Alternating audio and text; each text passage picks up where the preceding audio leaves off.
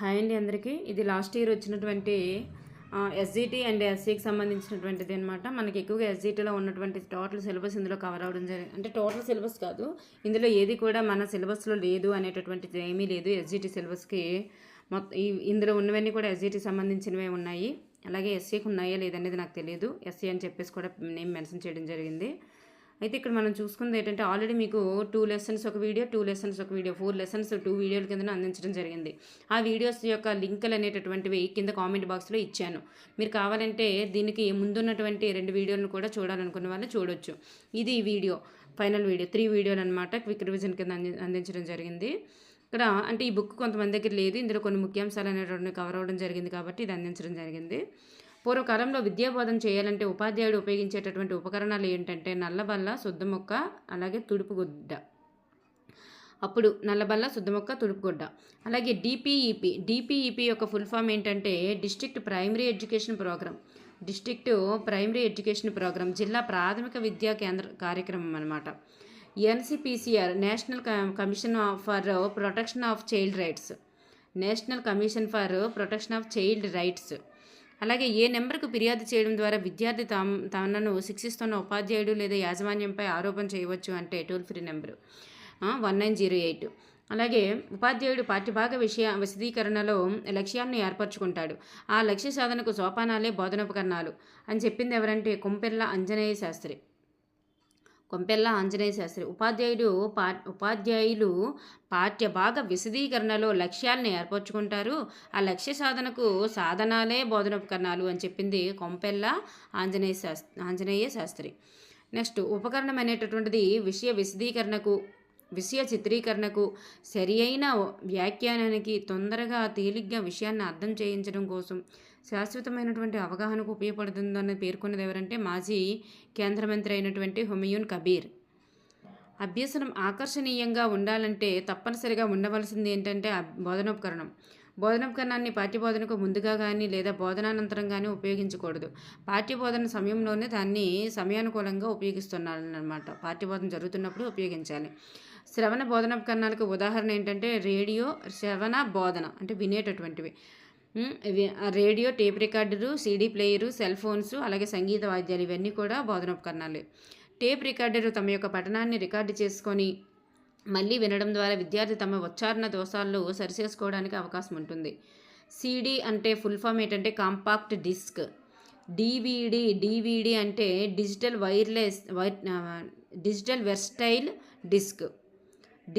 Versatile disc. Compact disc అంటే CD, digital versatile disc అంటే DVD. Next CD, డివిడీలు వీటిని శ్రవణ దృశ్య ఉపకరణాలుగా ఉపయోగించవచ్చు. దృశ్య బోధనోపకరణాలు ఏంటంటే బోధనాభ్యసన ప్రక్రియలో ఉపాధ్యాయుడు అధికంగా వినియోగిస్తున్నటువంటి ఉపకరణాలే దృశ్య ఉపకరణాలు. పాఠ్యపుస్తకాలు, వార్తాపత్రికలు, కరపత్రాలు, పరిశీలన గ్రంథాలు, సంపుటాలు, గోడపత్రికలు ఇవన్నీ కూడా దృశ్య బోధనోపకరణాలు, చూసేవే అన్నమాట. అలాగే నిర్బంధ ఉచిత ప్రాథమిక విద్యా హక్కు చట్టం బిల్లు పార్లమెంటు ఎప్పుడు ఆమోదం పొందిందంటే జనవరి 2009. ఒక వస్తువును లేదా ఉత్పత్తిని దాని యొక్క ముఖ్య లక్షణాలను వివరిస్తూ చూడండి. ఒక వస్తువును లేదా ఒక ఉత్పత్తిని దాని యొక్క ముఖ్య లక్షణాలను వివరిస్తూ దాని ప్రయోజనాలను నొక్కి వక్కానిస్తూ బహిరంగంగా చూపినట్లయితే అదే ప్రదర్శన అని చెప్పింది ఎవరంటే వెబ్స్టర్. ఒక వస్తువును లేదా ఉత్పత్తిని దాని యొక్క ముఖ్య లక్షణాలను వివరిస్తూ దాని ప్రయోజనాలను నొక్కి వక్కానిస్తూ బహిరంగంగా చూపినట్లయితే అదే ప్రదర్శన అని చెప్పింది ఎవరంటే వెబ్స్టర్. ప్రదర్శన గురించి చెప్పింది వెబ్స్టర్. దృశ్య ఉపకరణాలను ఎలా వర్గీకరించవచ్చు అంటే త్రిపార్శ్వ అంటే 2D 3D, అలాగే సాంకేతిక ఉపకరణాలు 3 రకాలుగా విభజించవచ్చు. పొడవు, వెడల్పు 2 మాత్రమే కలిగి ఉండే వాటిని ద్విపార్శ్వ ఉపకరణాలు అంటారు. అలాగే వర్ణ చిత్రాలు, రేఖా చిత్రాలు, కథా చిత్రాలు, మెరుపుటట్టలు, స్థలాకృతి చిత్రాలు, దారాపటాలు, అలాగే ఛాయాచిత్రాలు, వ్యంగ్య చిత్రాలు ఇవన్నీ కూడా చిత్రాల్లో రకాలన్నమాట. 1000 మాటలు చేయలేని పని ఒక బొమ్మ చేస్తుంది అనేటటువంటిది ఒక నానుడి. త్రిపరమాణ ఉపకరణాలను కూడా అంటారు. వీటి పొడవు, వెడల్పు, ఎత్తు ఈ 3 కూడా ఉంటాయి అంటే 3D చిత్రాలకి. నమూనాలు, వస్తువులు, మాత్రికలు, మాదిరి కీలుబొమ్మలు, విద్యా పరికరాలు అంటే ఇక్కడ మనకి చిత్రాలు ఇచ్చారు కదండి, ఇవన్నీ 2D చిత్రాలు అనమాట. వర్ణ చిత్రాలు, రేఖా చిత్రాలు ఇవన్నీ. ఇవన్నీ కూడా చిత్రాలని పేరు వచ్చినవన్నీ కూడా 2Dకి సంబంధించినవి, అంటే ద్విపార్శ్వ ఉపకరణాలు. ఇక్కడికి వచ్చేసరికి 3D ఉపకరణాలు ఏంటంటే నమూనాలు, వస్తువులు, మాత్రికలు, మాదిరిలు, కీలుబొమ్మలు, విద్యా పరికరాల పెట్టెలు, ఉబికి పైకి నిలబడేటటువంటి బొమ్మలు గల పుస్తకాలు. అంటే కొన్ని పుస్తకాలు 3D పుస్తకాలు ఉంటాయమ్మా, అందులో బొమ్మలు ఏంటవుతాయంటే ఇలా పైకి లేయిస్తాయి అన్నమాట. అలాంటి పుస్తకాలు ఇలా పేపర్ ఓపెన్ చేయగానే ఆ బొమ్మలు ఇలా పైకి లేయిస్తాయి.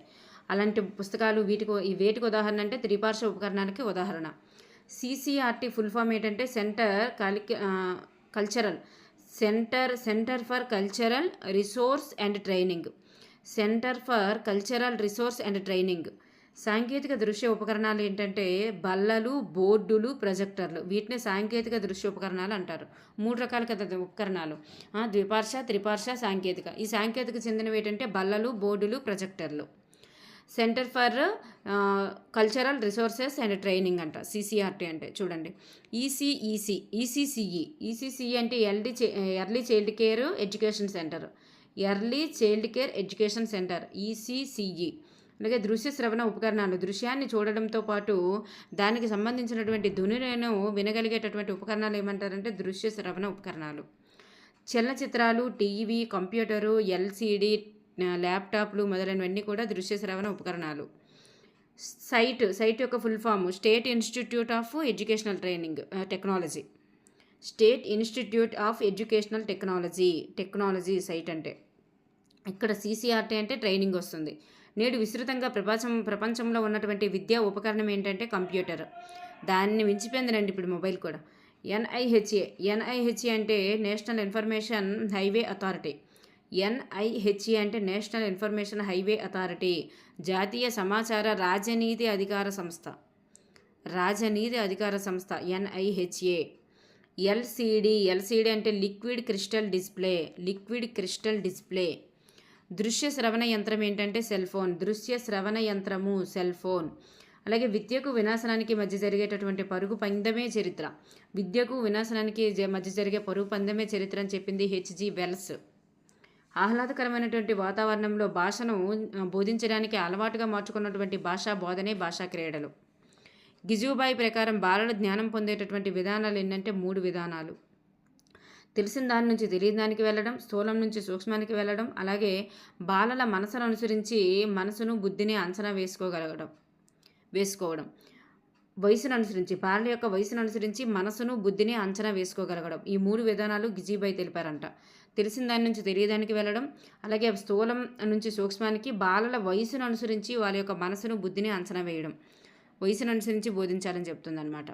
భాషా క్రీడలు పద క్రీడలు, వాక్య క్రీడలు, అలాగే పూరణ క్రీడలు, కథల యొక్క అల్లిక క్రీడలు, అంత్యక్షర క్రీడలు, డామినో ఆట, బింగో ఆట, ఇవన్నీ కూడా సృజనాత్మక ఆటలు అన్నమాట. ఇతర సృజనాత్మక ఆటలు ఇవన్నీ కూడా భాషా క్రీడలకు సంబంధించినవి. ఒక పదం ఇచ్చి దానికి మొదట 1 లేదా 2 అక్షరాలు చేర్చి కొత్త పదాలు అడగడాన్ని ఏమంటారంటే పద క్రీడలు అంటారు. ఒక పదం ఇస్తారు, దానికి మొదట 1 లేదా 2 అక్షరాలను చేర్చి కొత్త పదాలు అడగడాన్ని ఏమంటారంటే పద క్రీడలు అంటారు. పద క్రీడల ఉదాహరణ ఏంటంటే గ్రహము, ఆగ్రహము, విగ్రహము, నిగ్రహము. చూడండి, గ్రహం అనే పదం ఇచ్చారు, దానికి ముందు 1 అక్షరం కానీ 2 అక్షరాలు కానీ చేర్చేసి ఇంకో పదం చెప్పడం. గ్రహానికి ఆగ్రహం, నిగ్రహం, విగ్రహం ఇలాంటివి పద క్రీడలకు ఉదాహరణ. 2-3 వేర్వేరు పాఠ్యాంశాల్లోని వాక్యాలను తీసుకొని అట్టల మీద రాసి పదాలను విడివిడిగా కత్తిరించి కుప్పలుగా వేసి వాక్యాలుగా పేర్చమండమే వాక్య క్రీడ. చూడండి అమ్మ, ఏం చేస్తారంటే పదాల మొక్కలు ఇస్తారు, పదాల మొక్కలతోటి వాక్యాలను తయారు చేయడం, అది వాక్య క్రీడ అనమాట. వాక్య క్రీడల వల్ల వాక్య నిర్మాణం అనేటటువంటిది అర్థం అవుతుందన్నమాట. ఉపాధ్యాయుడు కొన్ని డ్రాయింగ్ షీట్లు తీసుకొని దాని మీద పెద్ద పెద్ద అక్షరాలతో కథ రాయాలి. అయితే ఆ కథ మధ్యలో ఏం చేయాలంటే పదాలకు బదులు చిత్రాలు అనేటటువంటి కూర్చుంచేసి అప్పుడు పిల్లల్ని కథ పూరించమని అడగాలి. ఆ చిత్రం పేరుతో అక్కడ కథ అనేటటువంటిది పూరిస్తారు. దానివల్ల ఏం జరుగుతుందంటే కథాపూరణ క్రీడ అనేటటువంటిది, అలా చేయడానికి కథాపూర్ణ క్రీడ అంటారు. ఒక కథ చెప్పి అందులో ఉదాహరణకు ద్విత్వాక్షరాలను గుర్తించమని అడగడం. ఉదాహరణకు ద్విత్వాక్షరాలను గుర్తించమని అడగడం, తర్వాత కథ చెప్పమని అడగడం. ఈ పద్ధతి కథల అల్లిక క్రీడల్లోకి వస్తుందన్నమాట. చూడండి, ఒక కథ చెప్పి అందులోని ఉదాహరణకు ద్విత్వాక్షరాలను గుర్తించమని అడగడం కానీ, లేదా తరువాత కథ చెప్పమని అడగడం కానీ, ఇవన్నీ కూడా కథల అల్లికలకు సంబంధించినవి. ఒక పదం చివరి కానీ వాక్యం చివరి కానీ అక్షరంతో పదం కానీ వాక్యం కానీ తయారు చేయడం ఏమంటారంటే అంత్యక్షర అంటారు. ఒక పదం చివరి కానీ వాక్యం చివరి కానీ వచ్చినటువంటి అక్షరంతో ఇంకొక పదాన్ని కానీ వాక్యాన్ని కానీ తయారు చేసేప్పుడు అంత్యాక్షరే అంటారు. డామినో ఆట అంటే 28 పాచికలు ఉంటాయంట. డామినో ఆటలో 28 పాచికలు ఉంటాయి. ఒక్కో పాచిక మీద చుక్కల గుర్తులు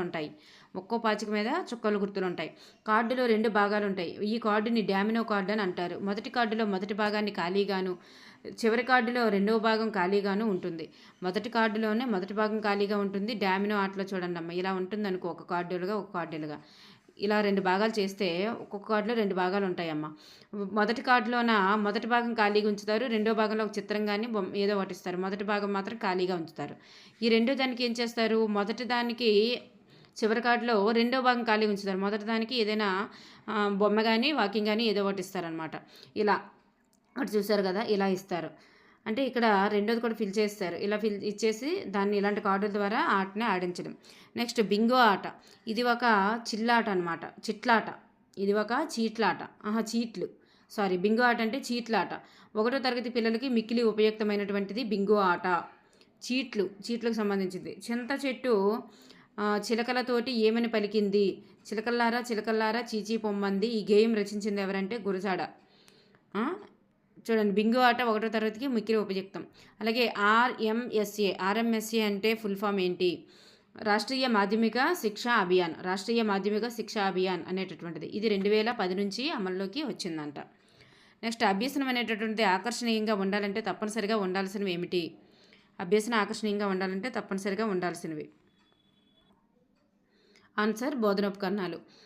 పాఠ్య బోధనలో భాగంగా బోధనోపకరణాలను ఎప్పుడు బోధించాలంటే ముందు బోధించకూడదు, తర్వాత బోధించకూడదు. పాఠ్య బోధనలోనే సమయానుకూలంగా బోధించాలి. అలాగే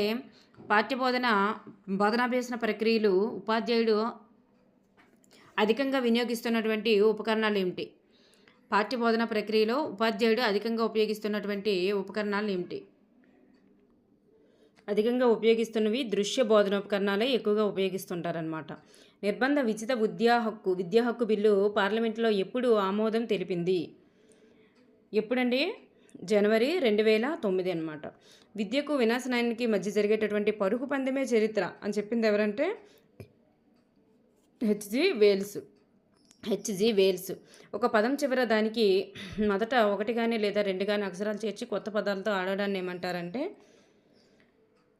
పద క్రీడలు అంటారు. డామినో ఆటలో మొత్తం ఎన్ని పాచికలు ఉంటాయి? 28. అలాగే చింత చెట్టు చిలుకలతోటి ఇలాంటి ఈ పాటను ఎవరు రచించారంటే గురజాడ అప్పారావు గారు. అలాగే రాష్ట్రీయ మాధ్యమిక విద్యా అభియాన్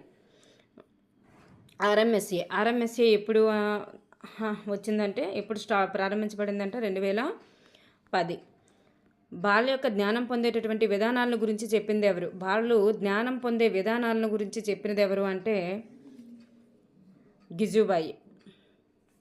ఎవరు అంటే గిజుబాయి. నెక్స్ట్, మూల్యాంకనం గురించి ఒకసారి చూద్దాము. నిరంతర సమగ్ర మూల్యాంకనం గురించి ఏ పాయింట్లు ఉన్నాయని చెప్పేసి, బోధనాభ్యసన కార్యక్రమాలను సమీక్షించి భవిష్యత్తు కార్యక్రమాలను ప్రణాళికలను రూపొందించుకోవడానికి తోడ్పడేటటువంటి పద్ధతి ఏదంటే మూల్యాంకనం. బోధనాభ్యసన కార్యక్రమాలను సమీక్షించి భవిష్యత్ కార్యక్రమాలను ప్రణాళికలను రూపొందించుకోవడానికి తోడ్పడేటటువంటిది ఏదంటే మూల్యాంకనం. నైతిక, సామాజిక, మానవతా విలువలను ఎలా అందిస్తామంటే భాష ద్వారా. నైతిక, సామాజిక, మానవతా విలువలను ఎలా అందిస్తామంటే భాష ద్వారా. భాష భావోద్వేగానికి అమూర్తాంశాలను మూల్యాంకనం చేసి విద్యార్థి ప్రవర్తనలో వచ్చినటువంటి పరివర్తనలను తెలపడమే భాషా మూల్యాంకనం యొక్క ప్రత్యేకత అంట. చూడండి, భావోద్వేగాది అమూర్తాంశాలని మూల్యాంకనం చేసి విద్యార్థి ప్రవర్తనలో వచ్చినటువంటి పరివర్తనను తెలపడమే భాషా మూల్యాంకనం యొక్క ప్రత్యేకత. విద్యార్థులు సామర్థ్యాల సాధన స్థాయిని కనుక్కోవడానికి జరిపేటటువంటి మూల్యాంకనం ఏదంటే సామర్థ్యాధారిత మూల్యాంకనం. వారి యొక్క ఎంతవరకు సామర్థ్యాలను సాధించారు, వాటి యొక్క స్థాయిని కనుక్కోవడానికి ఉపయోగించేది సామర్థ్యాధారిత మూల్యాంకనం. భాషలో 9 ప్రధాన సామర్థ్యాలు ఉంటాయి. 9 ప్రధాన సామర్థ్యాలు ఉంటాయి. అలాగే 95 ఉపసామర్థ్యాలు ఉంటాయి. చూడండి, భాషలో 9 ప్రధాన సామర్థ్యాలు, అదేవిధంగా 95 ఉపసామర్థ్యాలు అనేటటువంటివి ఉంటాయి. బోధనకు ముందే నిర్వహించేటటువంటి నిక్షను ఏమంటారంటే పూర్వ నిక్ష అంటారు. బోధనకు ముందే నిర్వహించేటటువంటి నిక్షని పూర్వ నిక్ష అంటారు. ఒక యూనిట్ లేదా ఒక పాఠం బోధించిన తర్వాత బోధనలో భాగంగా జరిపేటటువంటి మూల్యాంకనాన్ని ఏమంటారంటే నిరంతర సమగ్ర మూల్యాంకనం అంటారు. అంటే బోధించిన తర్వాత చూడండి, నిరంతర సమగ్ర మూల్యాంకనం అంటారు. బోధనానంతరం విద్యార్థుల్లో ఆశించిన సామర్థ్యాలను గుర్తించడానికి చేసేటటువంటి నిక్ష ఏంటంటే ఉత్తర నిక్ష. పూర్వ నిక్ష వేరు, ఉత్తర నిక్ష వేరు. పూర్వ నిక్ష అంటే ముందు పెట్టేది, ఉత్తర నిక్ష అంటే సామర్థ్యాలను అంటే బోధనానంతరం పెట్టేదన్నమాట. మూల్యాంకనంలో ఉపాధ్యాయులు ఎక్కువగా వినియోగించేటటువంటి సాధనం ఏదంటే ప్రశ్నపత్రం. మూల్యాంకనంలో ఉపాధ్యాయులు ఎక్కువగా వినియోగించేటటువంటి సాధనం ఏదంటే ప్రశ్నపత్రం. అలాగే జవాబులకు ఎన్ని పర్యాయాలు విలువ కట్టినా మార్కుల్లో మార్పు ఉండకూడదు. ఎన్నిసార్లు విలువ కట్టినా మార్కుల్లో మార్పు ఉండకూడదు. అలా ఉంటే ఆ ప్రశ్నపత్రానికి విశ్వసనీయత ఉన్నట్లు. ప్రామాణికత అంటే ఆశించిన లక్ష్యాలు లేదా సామర్థ్యాలను పరీక్షించడాన్నే ప్రామాణికత అంటారు.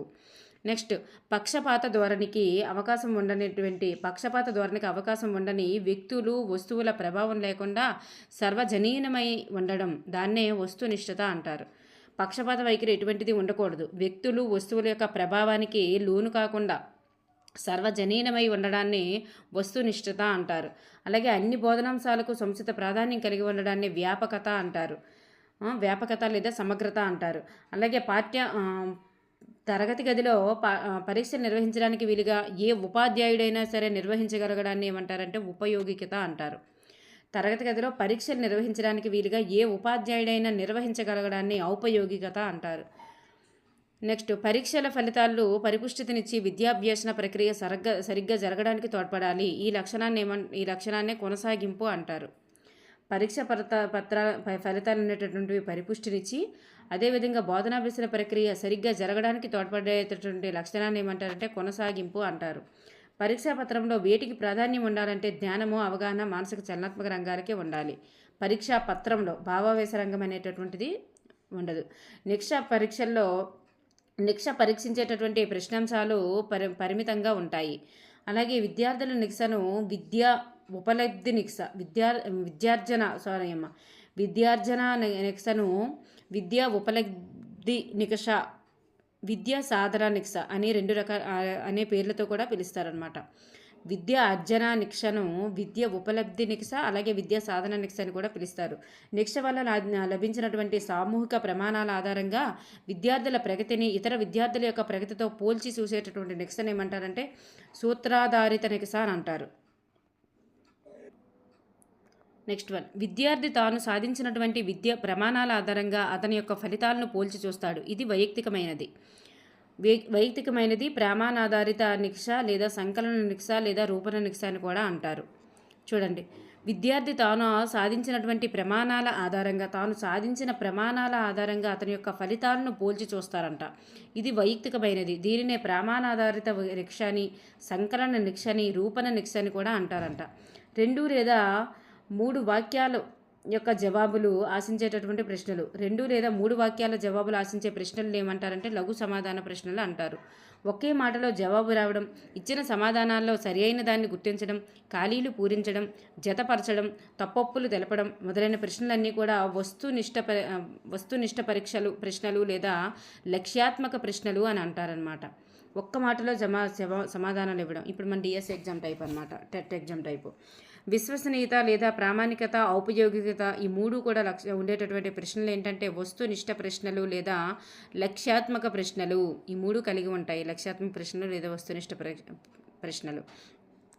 ప్రశ్నల్లో ఇవ్వబడినటువంటి అంశాల్లో విషయాల్లో, భాషలో, వాక్య నిర్మాణంలో, పద ప్రయోగంలో ఏదో ఒక దోషం ఉంటే దోష సవరణ పరీక్షలో అంటారు. ప్రశ్నల్లో ఇవ్వబడినటువంటి అంశాల్లో, విషయాల్లో, భాషలో, అలాగే వాక్య నిర్మాణంలో, నెక్స్ట్ పద ప్రయోగంలో ఏదో ఒక దోషం ఉంటే దాన్ని దోష సవరణ ప్రశ్నలు అంటారు. దోషం ఉంటే దాన్ని దోష సవరణ ప్రశ్నలు అంటారు. భాష అర్థవంతంగా ఉండడానికి అవసరమయ్యేవి ఏంటంటే విరామ చిహ్నాలు. భాష అర్థవంతంగా ఉండడానికి అవసరమయ్యేవి విరామ చిహ్నాలు. 1886 జాతీయ విద్యా విధానంలో ఉన్న ప్రధాన అంశం ఏంటంటే గ్రేడింగ్ విధానం. చూడండి, గ్రేడింగ్ విధానం గురించి బిట్ అడిగే ఛాన్సెస్ ఎక్కువగా ఉన్నాయి, ఒకసారి చూసుకోండి. ఎందుకంటే ఇప్పుడు నూతన విద్యా విధానం గురించి బిట్లు అడుగుతారు కాబట్టి గ్రేడింగ్ విధానం అనేటటువంటి దాని మీద బిట్ అడిగే ఛాన్స్ ఉంది. నెక్స్ట్, విద్యార్థులు తరగతిలో ఏ సమూహానికి సంబంధించిన వారో తెలుపుతూ నాన్ డిటెక్షన్ విధానం అని కూడా అంటారు దాన్ని. నాన్ డిటెక్షన్ విధానం లేదా గ్రేడింగ్ విధానం. విద్యార్థుల తరగతిలో ఏ సమూహానికి సంబంధించిన వారో తెలుపుతూ విద్యార్థుల యొక్క ఉపలబ్ధి స్థాయిని తెలిపేటటువంటి గుర్తే గ్రేడ్ అనమాట. ఏ సమూహానికి సంబంధించిన వారు గ్రేడింగ్ ఇవ్వడం ద్వారా సమూహమే కదా విడదీయడం, A grade, B grade, C grade అని ఒక సమూహాలు విడదీయడం అనమాట. అది ఏ సమూహానికి సంబంధించిన వారో తెలుపుతూ విద్యార్థి యొక్క ఉపలబ్ధి స్థాయిని తెలిపేటటువంటి గుర్తును ఏమంటారంటే గ్రేడింగ్ అంటారు. పాఠ్యాంశాల యొక్క అవగాహనకు, అదనపు అంశాల యొక్క గ్రహణకు, ఊహలకు, ఆలోచనలకు, విశ్లేషణ సామర్థ్యాలకు తోడ్పడేవి ఏంటంటే నియోజనాలు.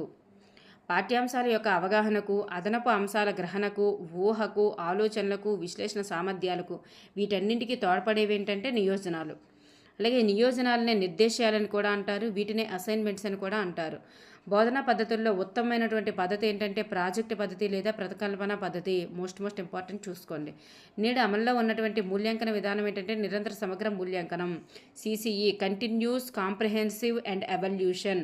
Continuous comprehensive and evolution, CCE. Next, విద్యార్థులు ఆ అభ్యసన స్థాయిని పాఠశాల దశలో ఎలా పరీక్షిస్తున్నారు అంటే నిర్మాణాత్మక మరియు సంగ్రహణాత్మక పరీక్షల ద్వారా. ఫార్మేటివ్ అంటే నిర్మాణాత్మక పరీక్షలో ఉండేటటువంటి అంశాలు ఏంటంటే రాత పనులు, ప్రాజెక్టులు, పూర్వ సమీక్ష, అలాగే లఘు పరీక్ష. ఇవన్నీ కూడా ఉంటాయన్నమాట. రాత పనులు, ప్రాజెక్టులు, పూర్వ పరీక్ష, అలాగే లఘు పరీక్ష, ఇవన్నీ కూడా ఫార్మేటివ్ అసెస్మెంట్లో ఉంటాయన్నమాట.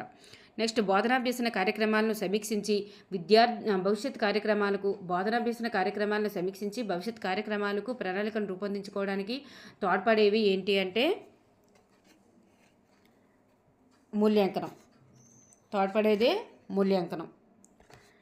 నెక్స్ట్ వన్, ఒక పాఠం బోధించిన తర్వాత బోధనలో భాగంగా జరిపేటటువంటి మూల్యాంకనం. బోధించిన తర్వాత అని అడిగారు, దాన్ని ఏమంటారంటే దాన్నే నిరంతర సమగ్ర మూల్యాంకనం అని అంటారు.